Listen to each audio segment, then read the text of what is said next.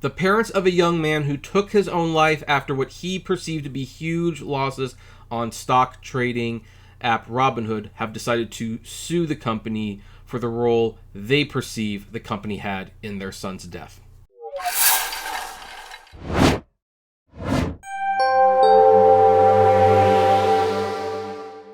Hey everyone, this is Kevin the Apptrepreneur, and this is a follow-up video to a story I did a few months ago. It's a follow-up video that I, frankly, am surprised didn't happen a little bit sooner. Actually, a lot sooner. I really thought that we'd be doing this follow-up video like maybe a few days after the event in question. But no, we're talking about it now, and of course it's the worst time for another lawsuit for Robinhood. But you may have recalled a few months ago, I discussed a story of a young man who unfortunately took his own life when he woke up one day and looked at his Robinhood trading app and saw what he perceived to be huge losses in stocks. We're talking hundreds of thousands of dollars. Now, the sad thing about this, aside from the fact that he took his own life, of course, is that this young man was not losing money on Robinhood. He was not in debt to Robinhood. Heck, that's not even how Robinhood works, unless you're technically borrowing money on Robinhood. But he thought that he had lost a lot of money. Robinhood has since redesigned the app to try to more clearly show where your earnings and losses are. But unfortunately, it was too little too late. And look, I'm going to give Robinhood credit for at least acting upon the mistake and doing what they could to avoid another misunderstanding like that from happening again. However, they are not out of the woods yet in regards to this situation, because the parent of this young man is suing Robinhood for a wrongful death. And this is going to be very interesting because unlike a lot of lawsuits, and I'm not a lawyer, mind you, I have friends who are lawyers. I read law stories, and I watch the YouTube lawyers for fun. So I think I've got an idea why this would be a complicated case, but I'm not a lawyer. I'm just giving my own personal opinion.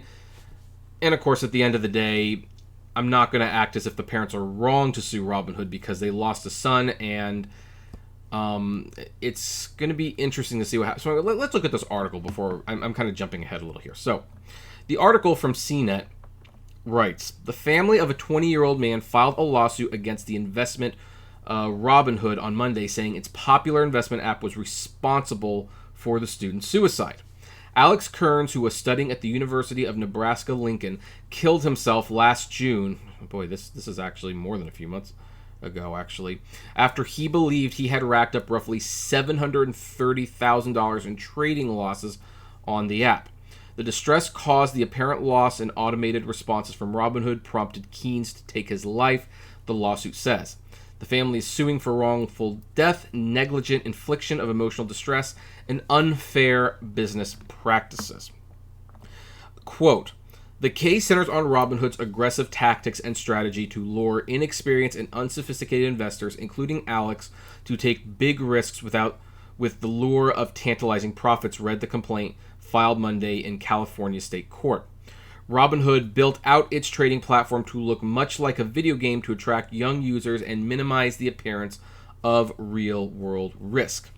The lawsuit comes amid a swirl of controversy involving Robinhood, which was at the center of the bizarre GameStop saga, which, by the way, is now down to like $60, that captivated financial markets earlier this month as shares of video game retailer, cinema chain AMC, and BlackBerry surged wildly and crashed. The fee-free service, which came under fire for limiting trades in some of those shares during the volatile market, had previously been accused of downplaying the risks of stock trading and presenting complex financial instruments like a game in its effort to draw in young people and new investors. Robinhood CEO Vlad Tenev is expected to testify before the House Financial Services Committee on February 18th. When reached for comment, Robinhood didn't directly address the lawsuit, but said it's improved its customer service, offering live voice support and a process for escalating customer requests. The company has also added more guidance and requirements for those seeking to trade options, a form of more complex financial instruments. The lawsuit against Robinhood was earlier reported by CBS Early Morning. So, for a quick little recap of what happened, on June 11th, Kearns purchased multiple stock options via the Robinhood app that resulted in what appeared to be a negative balance of $730,000. Let's make something absolutely clear here. I might not be the best at describing the stock market, even though I am fairly sophisticated in it. I'm not someone you want to go to financial advice. I do some pretty reckless things with my money sometimes. But let me tell you one thing. You cannot have a negative balance when you buy stock where you owe Robinhood money in a normal circumstance. There is another circumstance where you can, but it seems unlikely this was what was going on. Yes, your stocks can go to zero, and say if you put $1 million on GameStop and GameStop goes bankrupt and goes to zero, then yes, you lose $1 million. But you won't be negative $1 million unless you borrowed $1 million to buy the stock from Robinhood, which they would not lend you that kind of money, obviously. And then the stock went to zero, then you would owe Robinhood that money. But let's make something absolutely clear for anyone who might see a red background with losses.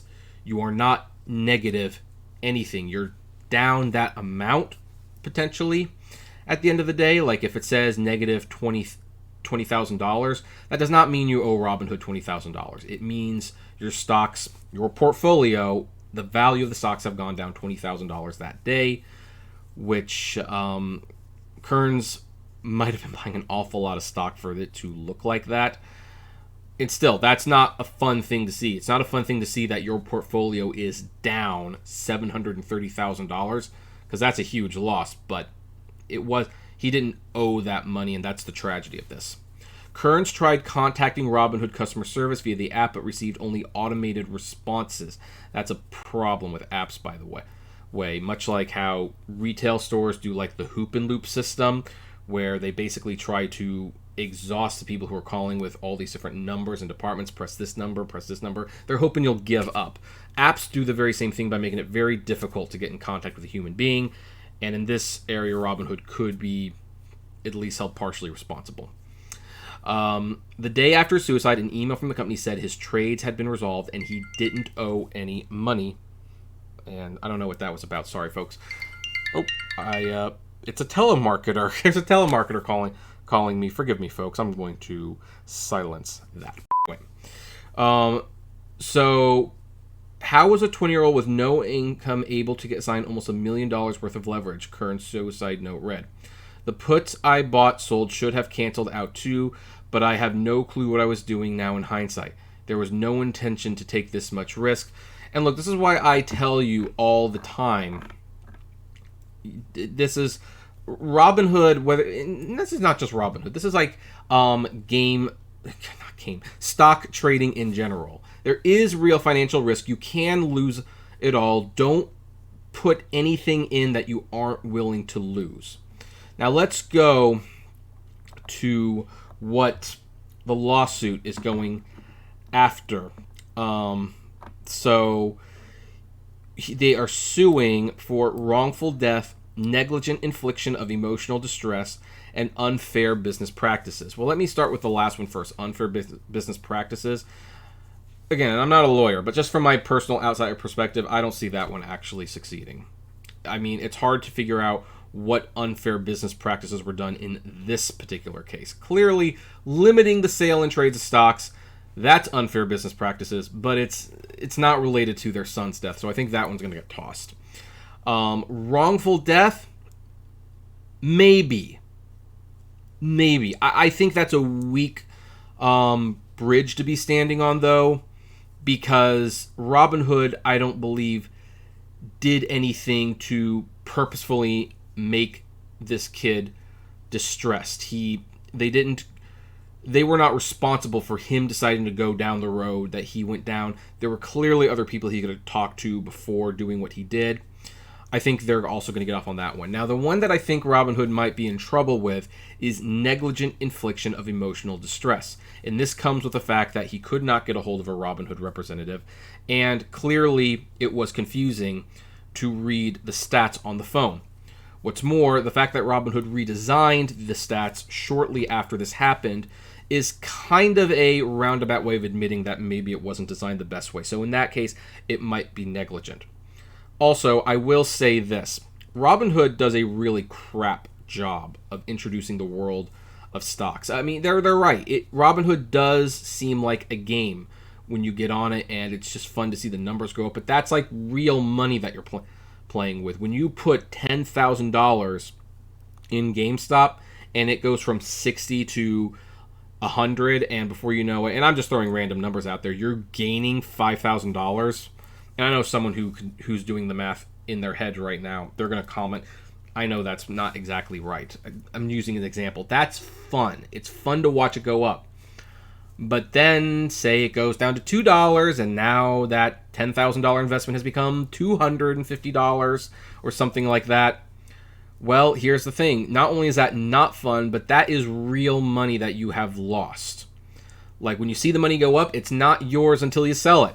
So there is real risk here. And I think Robinhood, for new traders, should probably force them to, at the very least, watch a video.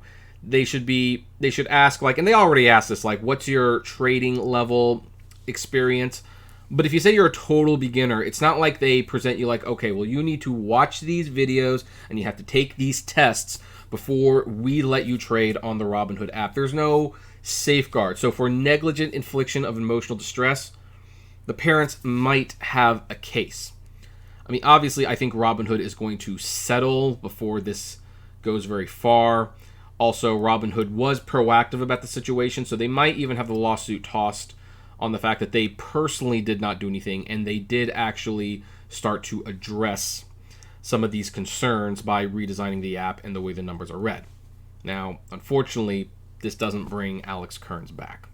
It doesn't, and I know that will never be the case, and I can't logically tell the parents not to be upset or not to pursue this. Of course, they have every right to pursue this, and something tells me one of the reasons it took so long to file the lawsuit is they probably did hire a clever lawyer who looked at the situation and probably thinks that they can sue on these three areas. And so if a judge rules that all three of these things can be sued for, then, well, clearly that lawyer knew better than I did. And again, I'm not legal advice. I'm not financial advice. I'm just a guy with a YouTube channel commenting on it. But I do want to know, what do you think about this? Do you think Robinhood was in the wrong here? Do you think Robinhood has a good chance of losing this one? Do you think Robinhood can beat this thing? And what do you think about the whole gamifying thing? Do you think Robinhood does enough to warn potential investors about what the dangers of doing this actually is? I would like to know. Comment below. Like, favorite, share, subscribe, and as always, flame responsibly. Have a good one.